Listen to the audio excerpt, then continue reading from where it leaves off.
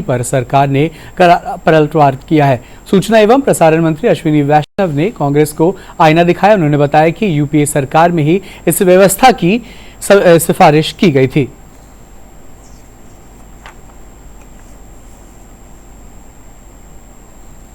सूचना एवं प्रसारण मंत्री अश्विनी वैष्णव ने लेटरल एंट्री मामले पर कांग्रेस पर जोरदार हमला किया है।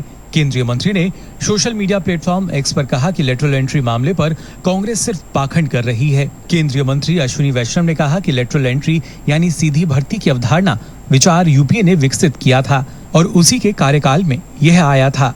इसके बाद दूसरा प्रशासनिक सुधार आयोग 2005 में यूपीए सरकार के कार्यकाल में स्थापित किया गया था, जिसकी अध्यक्षता वीरप्पा मोइली ने की थी। दरअसल संघ लोक सेवा आयोग ने हाल ही में लेटरल एंट्री के जरिए केंद्रीय मंत्रालयों और विभागों में 45 पदों पर संयुक्त सचिवों, निदेशकों और उप सचिवों की भर्ती के लिए विज्ञापन जारी किया, जिसके बाद से राजनीतिक गलियारे में चर्चा तेज हो गई है। आरोप प्रत्यारोप के बीच बीजेपी ने कांग्रेस के कार्यकाल की देन बताकर विपक्ष पर हमला बोला, तो कांग्रेस, सपा समेत तमाम दल इसे ओबीसी, एससी और एसटी के आरक्षण को खत्म करने की साजिश कहकर अपना विरोध दर्ज करा रहे हैं। हालांकि मोदी सरकार ने 2018 में पहली बार लेटरल एंट्री के माध्यम से सीधी भर्ती के जरिए सरकारी भूमिकाओं में विशेषज्ञों की नियुक्ति की थी, लेकिन तब विपक्ष ने इस प्रक्रिया का विरोध तक नहीं किया था।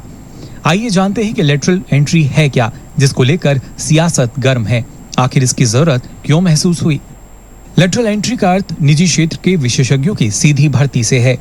लेटरल एंट्री से केंद्र सरकार के मंत्रालयों में संयुक्त सचिवों, निदेशकों और उप सचिवों के पदों पर होती है भर्ती। वैश्वीकरण से शासन की प्रक्रिया जटिल होने से कई क्षेत्रों में विशेषज्ञता और कौशल की मांग पहले से ज्यादा बढ़ी है। अर्थव्यवस्था और अवसंरचना जैसे क्षेत्रों में थिंक टैंक्स की आवश्यकता महसूस हुई।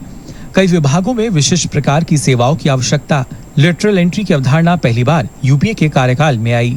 2005 में वीरप्पा मोइली की अध्यक्षता में बने दूसरे प्रशासनिक सुधार आयोग ने इसका समर्थन किया था। साल 2005 में प्रशासनिक सुधार आयोग यानी एआरसी को भारतीय प्रशासनिक प्रणाली को अधिक प्रभावी, पारदर्शी और नागरिक अनुकूल बनाने के लिए सुधारों की सिफारिश करने का काम सौंपा गया था। वीरप्पा मोइली की अध्यक्षता में बने दूसरे प्रशासनिक सुधार आयोग ने लेटरल एंट्री को लागू करने के पक्ष में कुछ तर्क दिए। ब्यूरोक्रेसी को गति देने के लिए निजी क्षेत्र से विशेषज्ञों की तलाश जरूरी।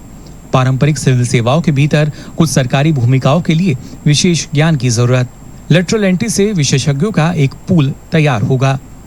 विषय विशेषज्ञ अर्थशास्त्र, वित्त, प्रौद्योगिकी और सार्वजनिक नीति जैसे क्षेत्रों में नए दृष्टिकोण और विशेषज्ञता लाएंगे। सिविल सेवा की अखंडता और लोकाचार को बनाए रखते हुए विशेषज्ञ कौशल का मिलेगा लाभ। हालांकि इससे पहले भी प्रशासनिक सुधार आयोग का गठन किया गया था, जिसकी अध्यक्षता मोरारजी देसाई ने की थी। 1966 में पहला प्रशासनिक सुधार आयोग बना। 1970 में पेश की गई अंतिम रिपोर्ट मोरारजी देसाई के नेतृत्व वाली प्रशासनिक सुधार आयोग ने तैयार किया था आधार। आयोग ने लेटरल एंट्री की नहीं की थी कोई वकालत। हालांकि बाद में केंद्र सरकार में मुख्य आर्थिक सलाहकार का पद लेटरल एंट्री के जरिए भरा जाने लगा, जिसके लिए कुछ योग्यताएं निर्धारित की गईं और इसी तर्ज पर कई अन्य विशेषज्ञों को सरकार के सचिवों के रूप में नियुक्त किया जाने लगा।